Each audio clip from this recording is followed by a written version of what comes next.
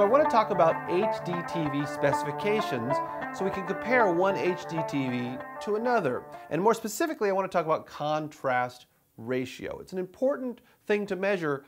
What is it? It is the measure of blacks on your television. How black are the blacks on your HDTV? And what this really translates to is overall image quality, okay?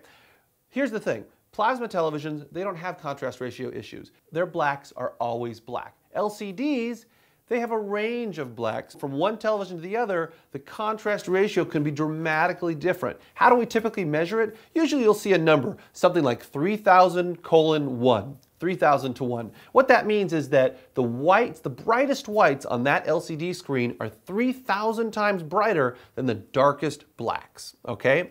So you'd think, okay, I can take that 3,000 to 1 measurement and compare it to, say, a 5,000 to 1 measurement, and I can know that that 5,000 to 1 contrast ratio is much better, right? Not necessarily. Here's the problem. There is no industry standard. So one brand to the next measures their televisions differently. So really you're comparing apples and oranges. And to make matters worse, there's two major ways to test contrast ratio. One is called static, one is called dynamic.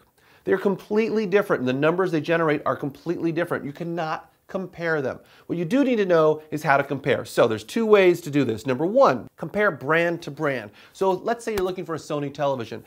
Sony has an industry standard within Sony of how to measure contrast ratio. So one Sony television compared to another Sony television, you'll understand the difference in contrast ratio. Another thing, if you're comparing one brand to the next, make sure you're comparing static to static or dynamic to dynamic. Because if you're not, the numbers will make no sense. It's a waste of time. Hope this made sense. The most important thing that you should do is look at the television in the proper viewing place with the proper HD signal, and if it's pleasing to your eye, that is more important than any specification that you read on a page.